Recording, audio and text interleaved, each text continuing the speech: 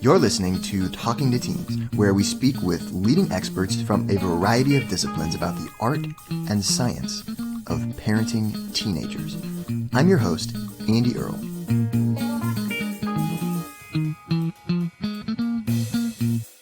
We're here today with Chris Smith, who is the USA Today best-selling author of The Conversion Code. He is the co-founder of Curator, which is one of the fastest growing companies in the United States right now. And he is a total expert in phone sales, how to take someone you've never talked to before and sell them a multi-$1,000 deal over the course of about 40 minutes. So really, really excited to pick his brain today about this process that he's developed and specifically how parents can apply it to, sell things to their teenagers and get their teenagers on board with doing even simple things like cleaning their room or, the bigger things in life as well. So, can't wait to jump into all that and more. Chris, thank you so much for coming on the show today.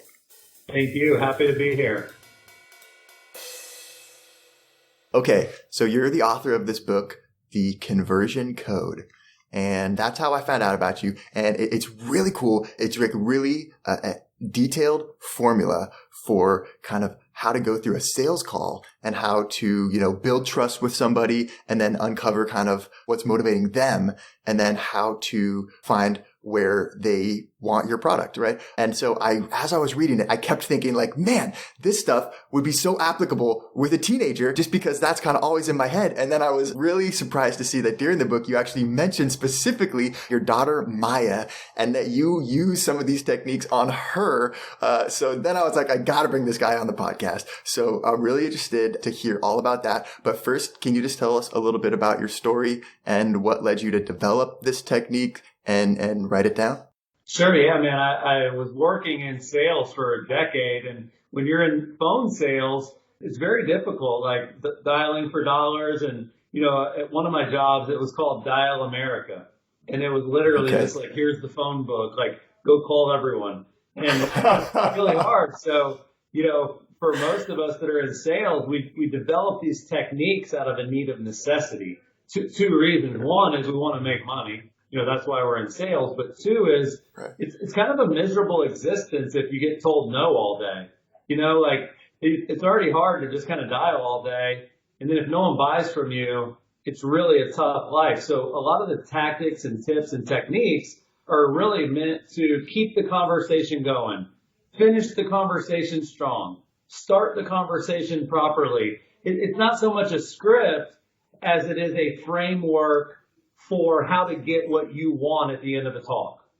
Yeah. And so you seem to have developed your own kind of special formula for how to do this. And it seems like you've clearly put a lot of time into kind of experimenting and tweaking and developing this technique that you've got here. So I'm curious how that kind of like came about. Yeah, I mean, a lot of it was from, I actually worked for two billionaires. So I worked for a billionaire that was a boy band mogul. His name was Lou Pearlman. And he was the guy that discovered Britney Spears. He discovered NSYNC. And I ended up also working for a guy named Dan Gilbert. He's another billionaire. He's the guy that owns the Cleveland Cavs, and he's the guy that started Quicken Loans.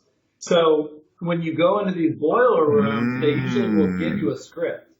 They'll say, hey, we've had a lot of people make these calls before you got hired. Here's what they said. Yeah. And it's kind of fake, right? Because you can't just grab a piece of paper and be like, okay, so please buy a loan from me today. Thank you. Like, it doesn't really work like that. But I would say that with anything in life, there's usually a framework or there's usually someone that has come before you that has gone through that difficult conversation. Like, I'm going to have some really hard talks with my kids soon.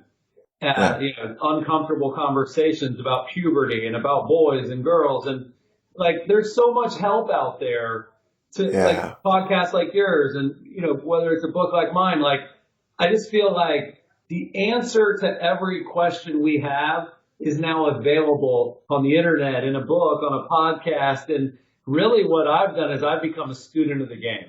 If selling stuff is important to you, you'll put a lot of time into it. Well, if Sure. having a great relationship with your kids is important to you, you got to put a lot of time into it. And let's be honest, man, these teens, they're talking to the phone more than they're talking to a person. They're texting Absolutely. and typing more than they're talking. They're more interested in Snapchat than sales. So it does create some challenges if you're, late 30s like me or in your 40s or 50s and you're trying to speak to these kids and they got new lingo and new words and it's lit, like I don't even know what half the stuff is they say. So I understand the challenge of trying to communicate with kids. But this whole digital era really made it harder. Yeah, totally did. But I like what you say. And it reminds me of that quote by Isaac Newton that we stand on the shoulders of giants. There's people who came before us who've solved a lot of these problems already. And so we can at least start from where they got to and try to build on top of that. And so just becoming a student, I think, is so important. And clearly you have become a student of sales and sales techniques. Well, you actually kind of break it up. So you recommend kind of having the first half of the conversation and uncovering what the person's kind of really deep motivations are, and then maybe taking a break and then coming back and having the second half where you kind of then work out the deal with them and do that whole thing. So could you just kind of explain that a little more and kind of walk us through that? Yeah, for sure. So in sales, everybody wants to talk about themselves. Oh, my product, my company, my background, my customers that already bought it, that love it. And what the best salespeople do is they listen.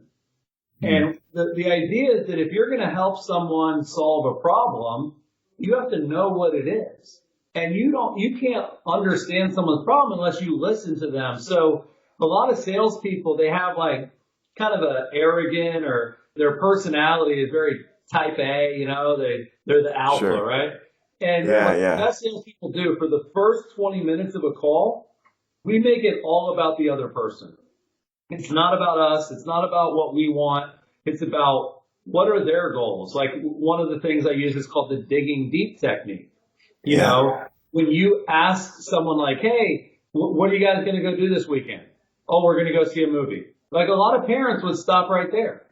And I would say, oh, what movie are you guys going to go to? Oh, we're going to see the Avengers. Why you choose that one? Which theater are you going to? Who all's going? Did you already book your tickets? Like really good, questions after the first question. Yeah, A lot of yeah. times people, especially like when you're on the phone, they don't want to give you everything. People are very standoffish against salespeople. So you'll ask them this really big, deep question, hey, what are your goals, in investing in this product? Oh, I don't know, just curious.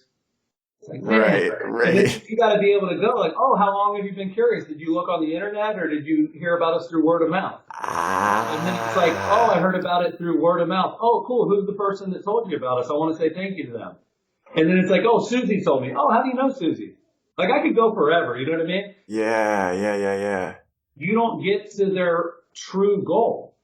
And so a lot of times, salespeople that are bad, they just take those surface level answers and they just kind of keep going. They don't go deeper and deeper. Think about this. You might have Yeah, a right. teenager now, but you used to have a 5-year-old. You used to have a 3-year-old, right?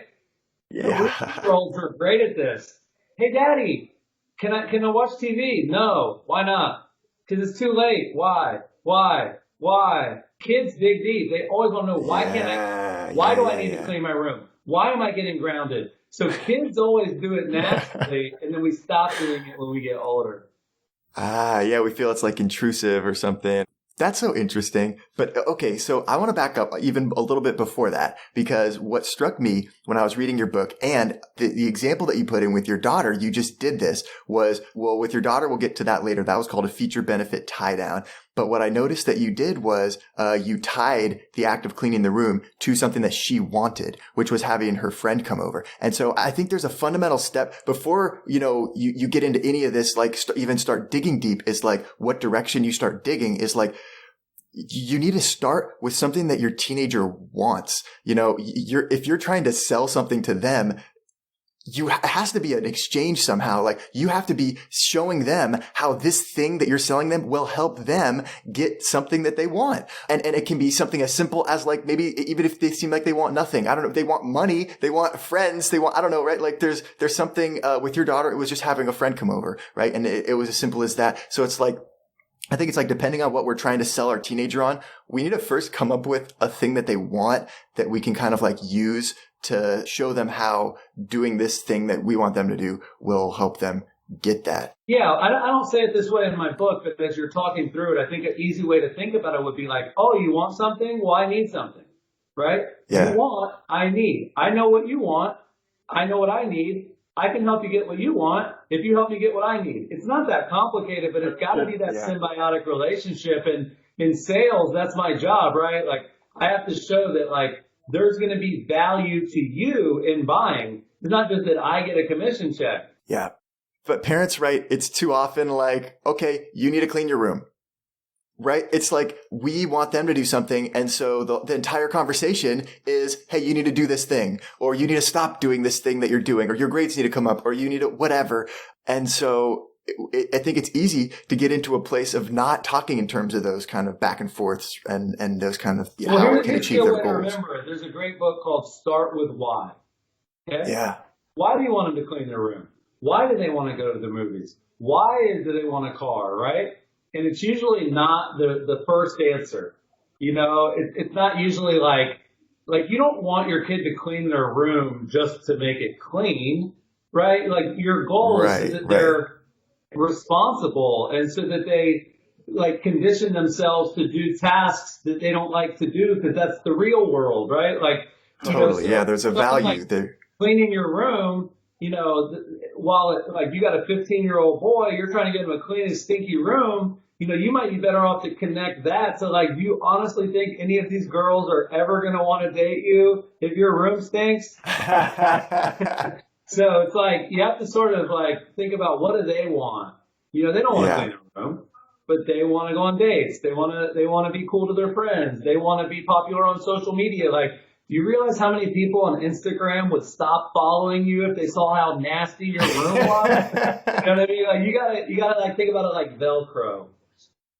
I like that. And so we get that kind of thing that they want, and then we dig deep in terms of like what that thing is to them or what that means to them or why they would want it. Then how do we kind of like use the digging deep technique to uncover? Because in your book, then later on, when you're kind of closing and you're packaging the whole kind of deal together with them, you come back to these things that you discovered during the digging deep phase, right? Yeah. Well, you asked like the 20-20-20, right? The idea would be, I want to spend some time listening to you about what you want. And then I'm going to go take some time and think about my answer. And then I'm going to come back and tell you what my answer is, right? So what we're doing is we're creating that buffer in the middle so that I know and you know that we're not going to come to a conclusion during this first little part, right? This first part of our conversation, I want to make sure I'm listening to what your goals are, but I'm not committing to them.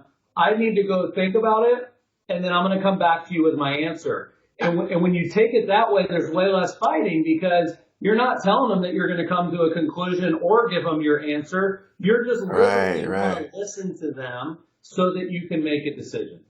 My entire objective here is just to listen to you and understand you better. Yeah, that's really powerful. So you recommend kind of setting that up with them from the beginning so that they know that that's kind of what you're going to do.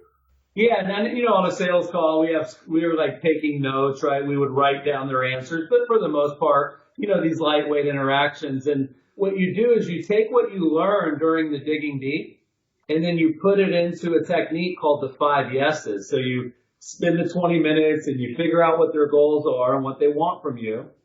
You go back for 20 minutes and think about your answer, right? And then when you come back, you say, you know what? I know earlier you said you really want to go to the movies this weekend, right? And you want to go see Avengers, right? And you want your 3 friends to go with you, right? Okay, well, here's what I want. So it's called the 5 yeses. Say yes, yes, yes, yes. And then it's like, okay, and you'll be home by midnight, right? Right.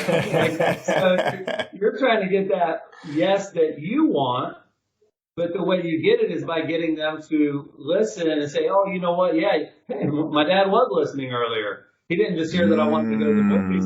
Listen, he knew that I wanted to go to the movies with John in Winter Park and see the Avengers.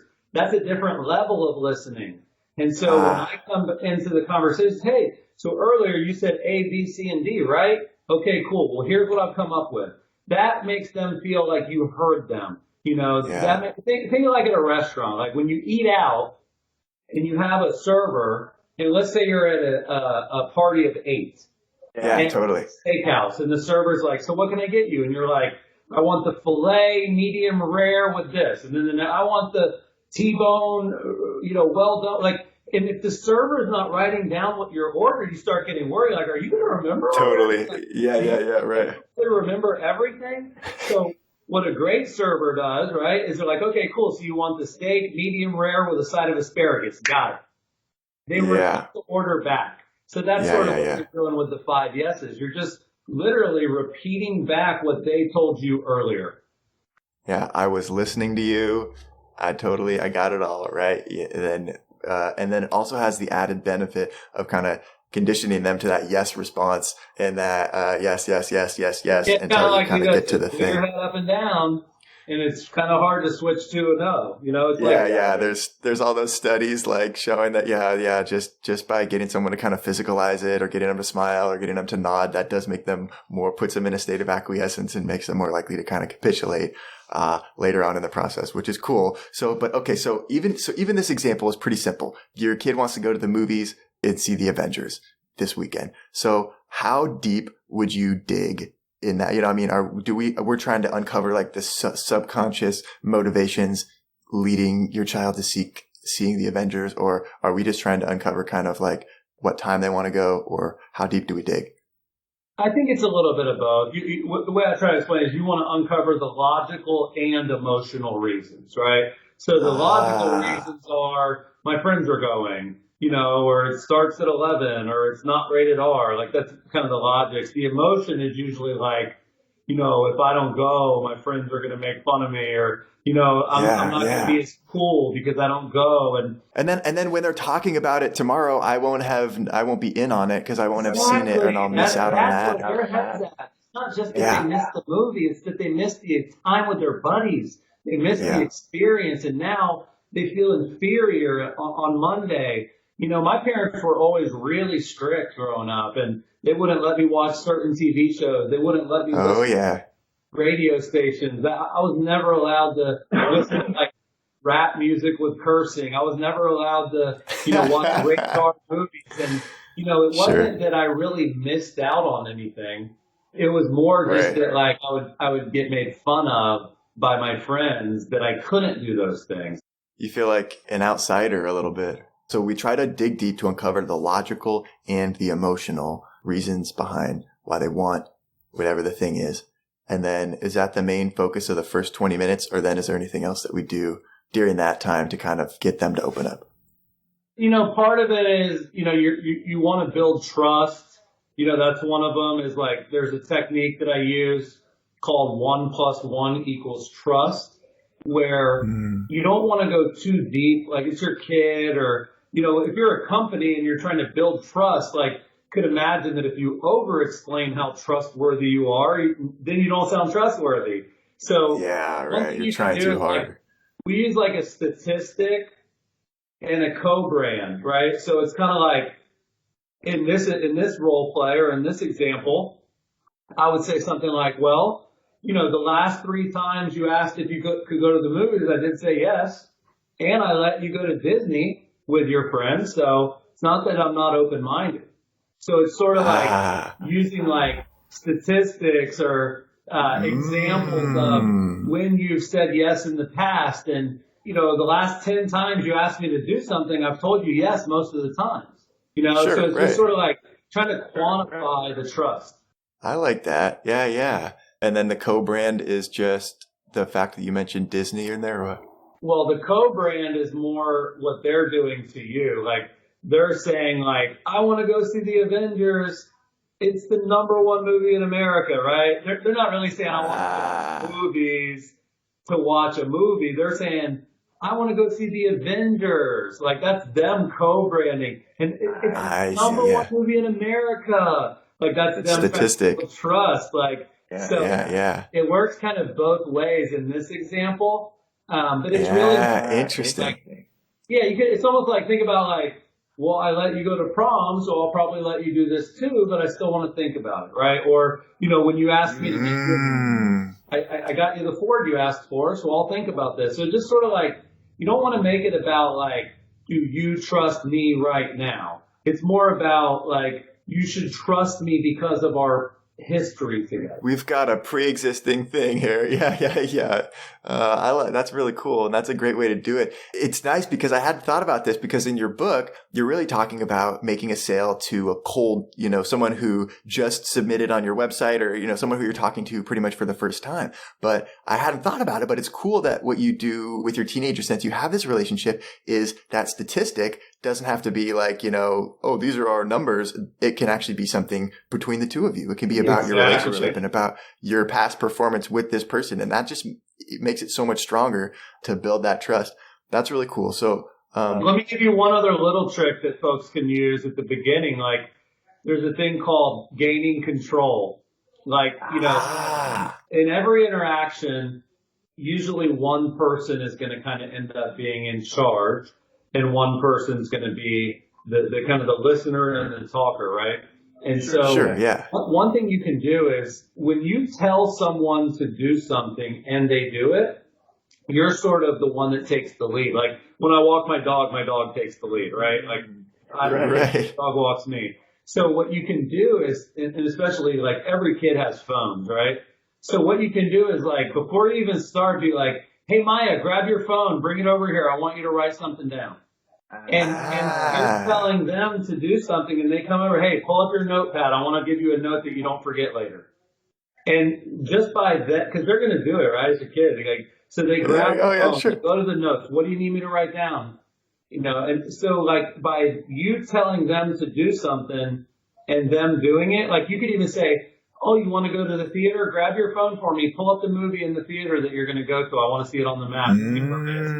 And it's just like a small, subtle thing, but the concept is if I tell you to do something and you do it, that's good, right? Because at the end, I want to tell you to do something that you're going to do. So like when we call a lead over the phone, a lot of times in the first minute, as soon as they pick up, it's like, oh, hey, Andy, well, do me a favor, man. I've got some information about my company. Can you grab a pen and paper and let me know when you're ready?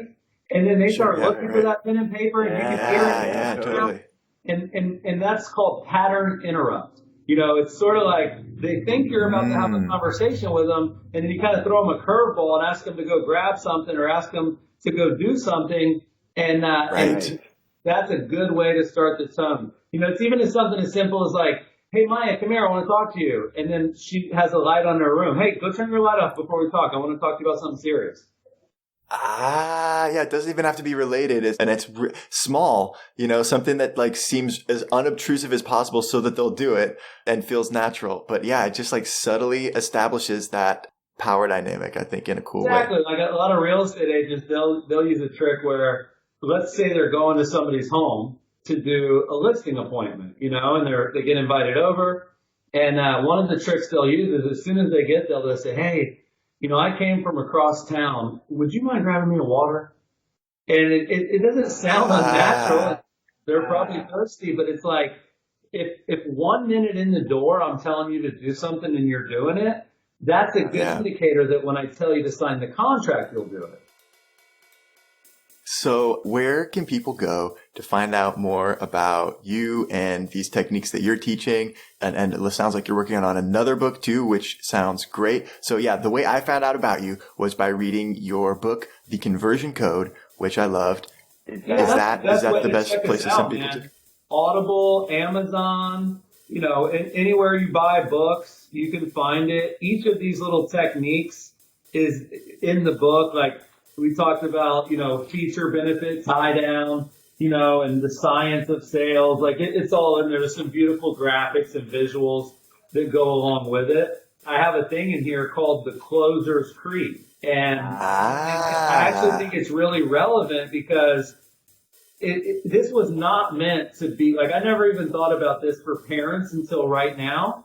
But let me read the Closer's Creed to you because I think it applies and I never even thought about it. But like, the first part of the Closer's Creed is that yes is not an accident. Yeses happen on purpose.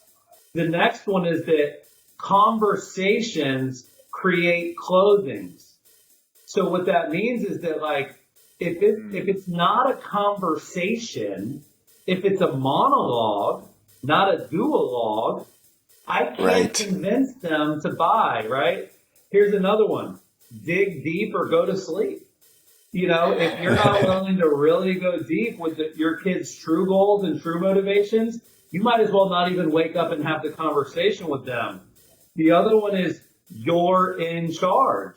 Let's be honest. These are your kids. They're in charge. A lot of times it feels like they're in charge, and you have to remember you're in charge. The last one is every word counts.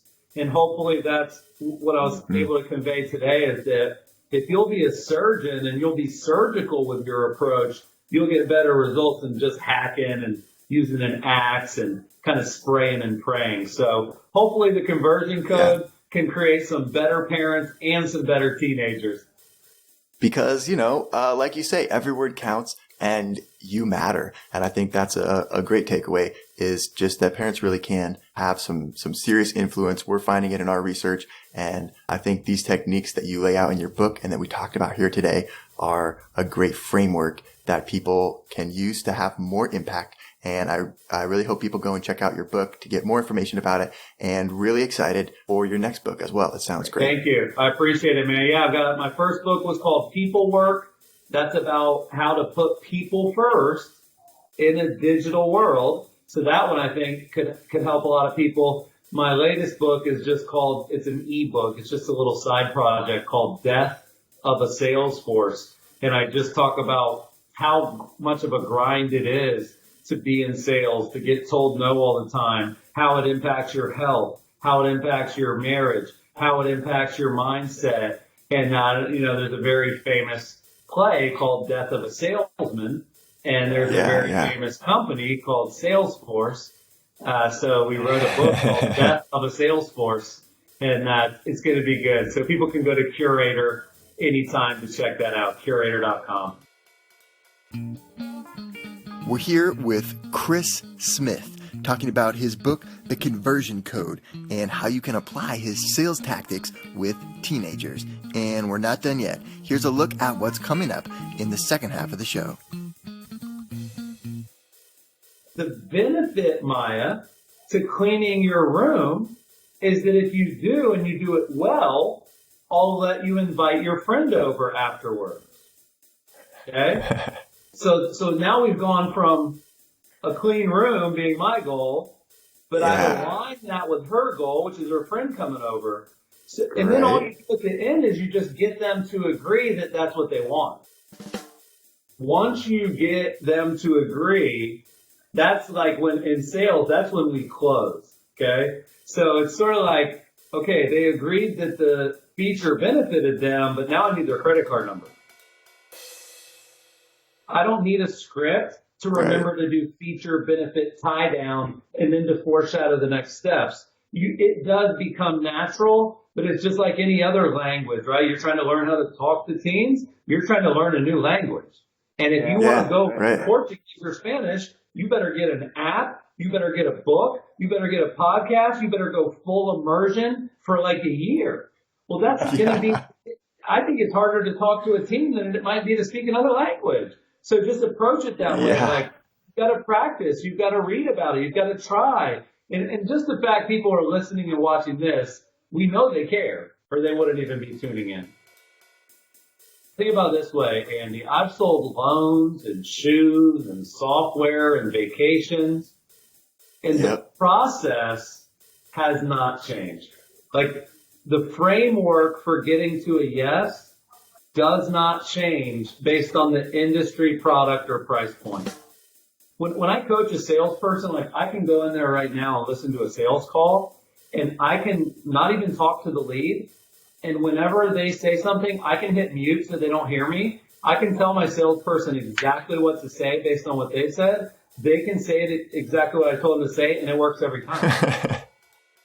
Want to hear the full interview? Sign up for a subscription today. You get unlimited access to all the interviews I've conducted. It's completely affordable, and your subscription helps support the work we do here at Talking to Teens. Thanks for listening. I'll see you next time.